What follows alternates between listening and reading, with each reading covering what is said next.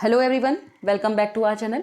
तो ये जो वीडियो है, इस वीडियो में आपके जीएस उत्तराखंड और साथ ही साथ रीजनिंग और आपके इंडियन स्टेट्स जो हैं, ये सभी पोर्शन जो है कहीं ना कहीं कवर कराने की कोशिश की गई है।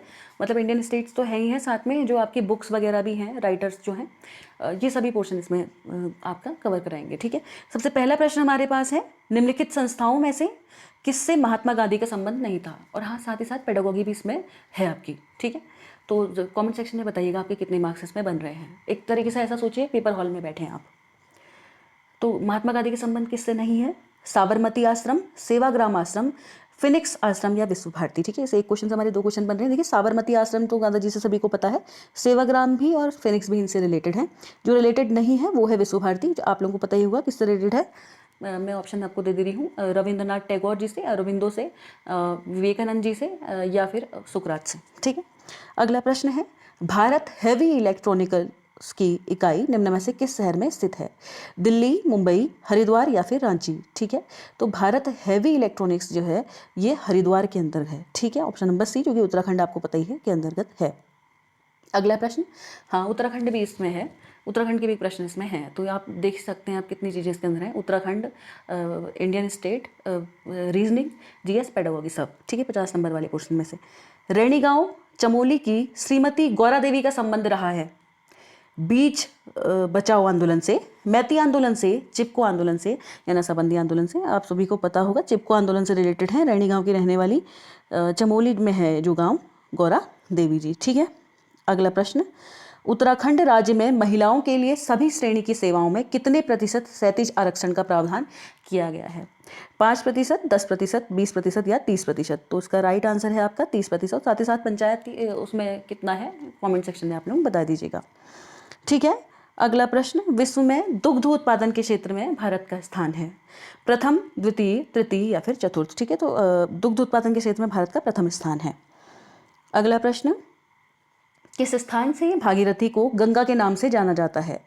कर्णप्रयाग, रुद्रप्रयाग, देवप्रयाग या फिर विष्णुप्रयाग। ठीक है, तो देवप्रयाग के स्थान से इसको भागीरथी को किसके नाम से जाना जाता है? सॉरी, गंगा के नाम से। ठीक है, अगला प्रश्न हमारे पास है, Indian veterinary research institute IVRI Uttarakhand में कहाँ स्थापित की गई है? कोसी, कटारमल जो कि अल्मोड़ा में है, ऋषिकेश, काशीपुर या फिर मुक्तेश्वर। ठीक है, तो इसका राइट आंसर आपका हो जाएगा मुक्तेश्वर, ऑप्शन नंबर डी। ठीक है, काशीपुर, जिसका पुराना नाम, पेपर में आने वाला क्वेश्चन उत्तराखंड का महत्वपूर्ण, इसका पुराना नाम है गोविसाण, उत्तरकाशी का बाड़ाहाट। ठीक है, बहुत बार पेपर में रिपीटेड क्वेश्चन है। और कोसी कटारमल में सूर्य मंदिर स्थित है, अल्मोड़ा के कोसी कटारमल में। ठीक है, और अगर पूरे इंडिया के बारे में बात करें तो कोणार्क उड़ीसा में, जिसे ब्लैक पैगोडा के नाम से जाना जाता है, सूर्य मंदिर आपका स्थित है। साथ ही साथ जम्मू कश्मीर में भी एक सूर्य मंदिर है। बहुत सारी ऐसी जगह है जहाँ सूर्य मंदिर आपको देखने को मिल जाएंगे। ठीक है, लेकिन फोकस में, जो मेन फोकस में है, वो उड़ीसा का कोणार्क वाला है, जिसे ब्लैक पैगोडा के नाम से भी जाना जाता है। ठीक है, तो इस क्वेश्चन का राइट आंसर हमारा था मुक्तेश्वर, ऑप्शन नंबर डी। बढ़ते हैं अगले प्रश्न में, होम रूल की स्थापना किसने की? ठीक है, याद रखिएगा, होम रूल लीग अलग चीज़ है, होम रूल और होम रूल लीग अलग अलग चीज़ें हैं क्या? मुझे कमेंट में बताइएगा। ठीक है, तो ऑप्शन है लाला हरदयाल ने, एनी बेसेंट ने, बाल गंगाधर तिलक ने या गोपाल कृष्ण गोखले ने। ठीक है, तो होम रूल की स्थापना एनी बेसेंट जी के द्वारा भी की गई है। साथ ही साथ गोपाल कृष्ण गोखले जी, ये सॉरी, आपके एक तो एनी बेसेंट आपकी हैं, और साथ ही साथ ये जो आपके बाल गंगाधर तिलक हैं या गोपाल कृष्ण गोखले जी हैं, तो इनमें से बाल गंगाधर तिलक भी जो हैं, इन्होंने पुणे में, ठीक है याद रखिएगा, पुणे में भी होम रूल की स्थापना क्या की थी। तो बी और सी हमारे दोनों ही सही हो जाएंगे। ठीक है, तो एनी बेसेंट और बाल गंगाधर तिलक जिन्होंने होम रूल की स्थापना की। अगला प्रश्न पेडागोगी से, निःशुल्क और अनिवार्य बाल शिक्षा अधिकार अधिनियम 2009, RTE 2009 जो है, right to free and compulsory education act, ये कब लागू हुआ? 1 अप्रैल 2010, 1 अगस्त 2010, 1 अक्टूबर 2010 या 1 दिसंबर 2010? 1 अप्रैल 2010 को लागू हुआ था। ठीक है, अगला प्रश्न, मुद्रा राक्षस किस लेखक की कृति है? शूद्रक, बाणभट्ट, विशाख दत्त, चाणक्य। ठीक है, तो विशाख दत्त की कृति है मुद्रा राक्षस, और साथ ही साथ बाणभट्ट की बहुत फेमस हर्षचरित। ठीक है, याद रखिएगा। चिदम्बरा किसकी है, कमेंट में बता दीजिएगा। अगला प्रश्न, द्रोणाचार्य पुरस्कार दिया जाता है, ये स्पोर्ट्स पेडागोगी जो स्पोर्ट्स रिलेटेड टर्मिनोलॉजी है, सॉरी, उससे रिलेटेड प्रश्न है। उत्तम शिक्षकों को, विख्यात खेल प्रशिक्षकों को, उत्कृष्ट खिलाड़ियों को या राष्ट्रीय तीरंदाजों को तो किसे दिया जाता है द्रोणाचार्य पुरस्कार। तो याद रखिएगा ये खेल प्रशिक्षकों के, द्रोणाचार्य का मतलब ही गुरु होता है। तो कहीं ना कहीं जो खेल में विख्यात जो खेल होते हैं आपके, उसमें जो प्रशिक्षक होते हैं उनको दिया जाता है, ठीक है। तो विख्यात खेल प्रशिक्षकों, खिलाड़ियों को नहीं, याद रखिएगा खेल प्रशिक्षकों को दिया जाता है। अगला प्रश्न हमारे पास है, उत्तराखंड के निम्न पर्वत शिखरों में सबसे ऊंचा है त्रिशूल, दूनागिरी, नंदा देवी, कामेत। तो ये तो आप लोगों को सभी को पता होगा। इसका राइट आंसर मैं ऐसा समझती हूँ नंदा देवी इसका राइट आंसर है, ठीक है। और नंदा राज्यात यात्रा जो है वो कितने साल बाद फिर से शुरू की जाती है, मतलब कितने साल बाद की जाती है, ये भी मुझे कमेंट में बता दीजिएगा। ऑप्शन है 12, 15, 2 या 4। अगला प्रश्न, और साथ ही साथ इंडिया के अंदर कौन सा है सबसे ऊंचा पर्वत, ये भी बताइएगा।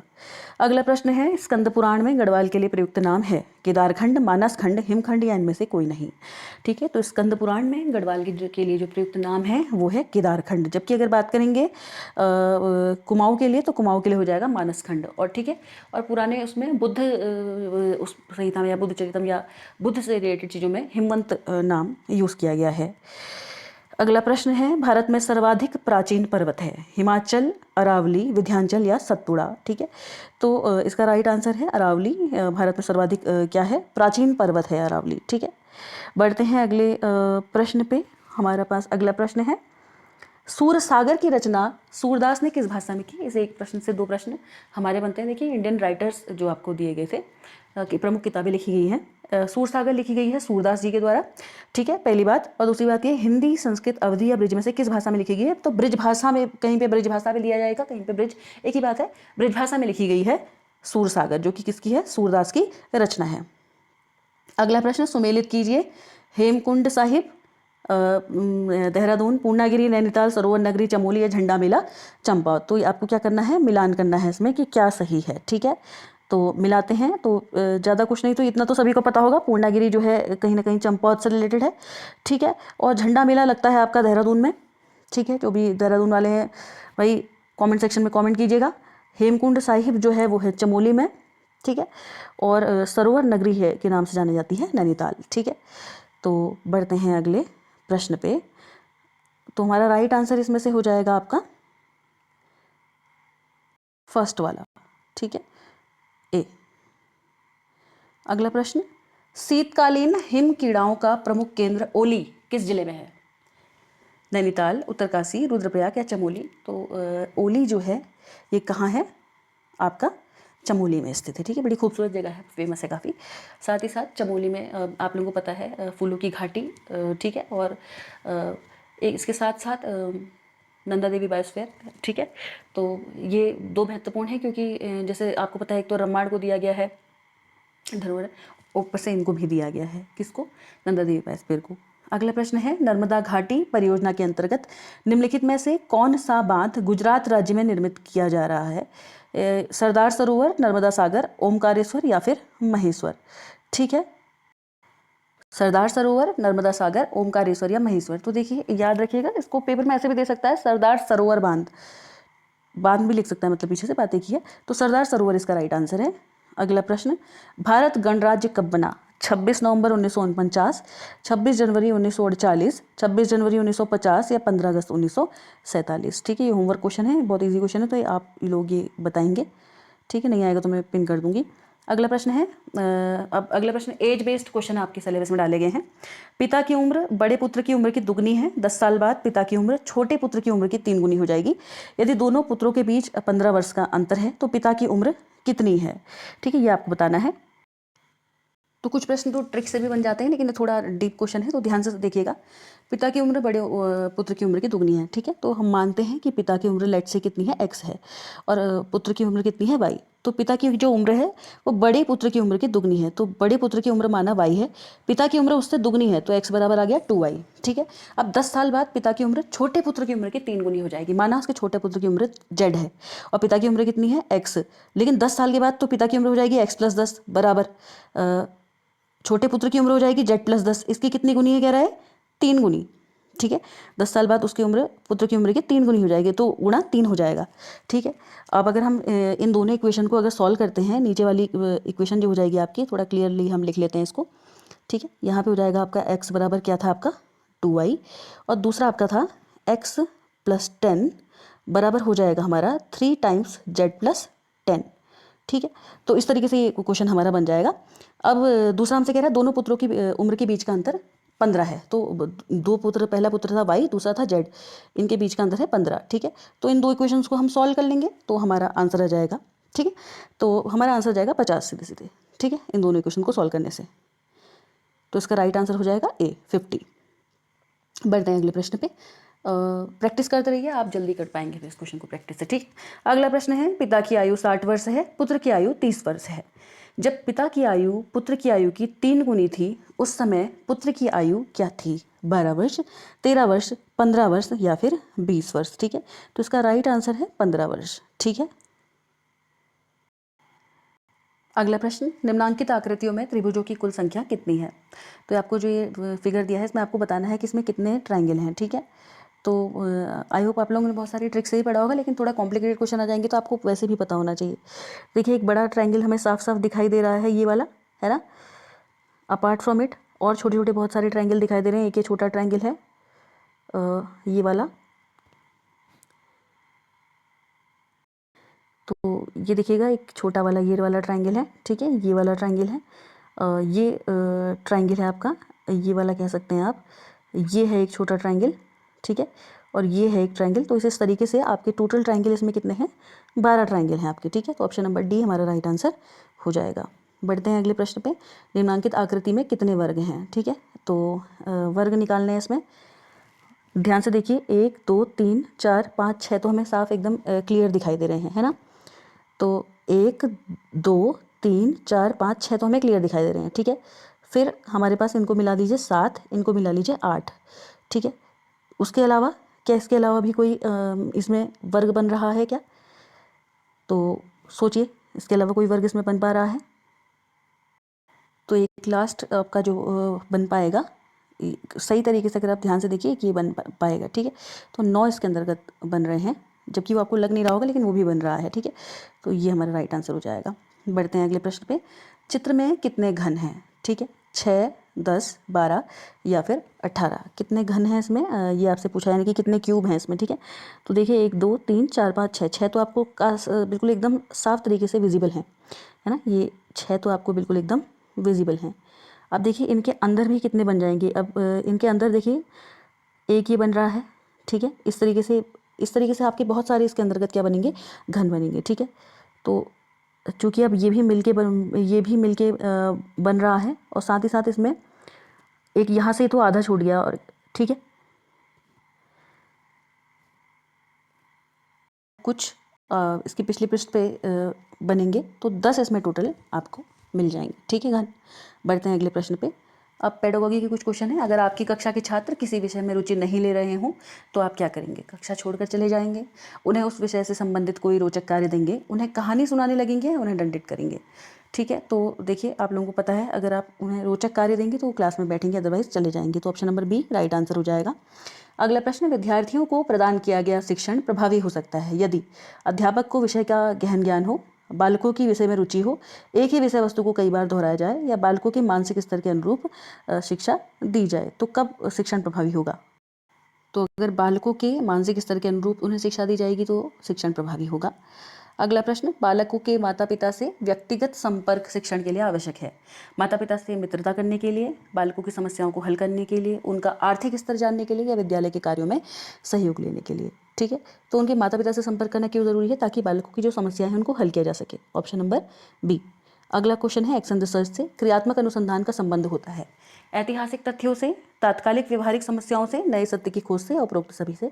तो तात्कालिक जो इमीडिएट प्रॉब्लम्स आती हैं स्कूल की, ठीक है, और जो जल्दी लेवल पे खत्म किया जा सकता है, उनको सुलझाने के लिए क्रियात्मक अनुसंधान होता है। अगला प्रश्न, प्रारंभिक शिक्षा की सबसे बड़ी समस्या क्या है? प्रारंभिक शिक्षा पूर्ण किए बिना बालकों द्वारा विद्यालय छोड़ जाना, अध्यापकों का प्रशिक्षित न होना, पर्याप्त दृश्य सामग्री का अभाव, या बालकों का शिक्षा ग्रहण करने के योग्य ना होना। ठीक है, तो क्या सबसे बड़ी प्रॉब्लम है? तो बच्चे क्या करते हैं कि शिक्षा पूर्ण किए बिना ही विद्यालय छोड़ जाते हैं। बहुत सारे बच्चे ऐसे होते हैं, उनकी परिस्थिति ऐसी होती है, उन्हें छोड़ना पड़ता है। तो ये इसका राइट आंसर है। अगला प्रश्न है, एक शिक्षक जो अपनी कक्षा में उत्तम वातावरण तैयार करता है, उसे निम्नलिखित कार्य करना चाहिए। उसे कठोर अनुशासन सिद्धांतों का अनुसरण करना चाहिए। उसे छात्रों को चुनौतीपूर्ण नवीन जो अनुभव हैं वो प्रदान करने चाहिए।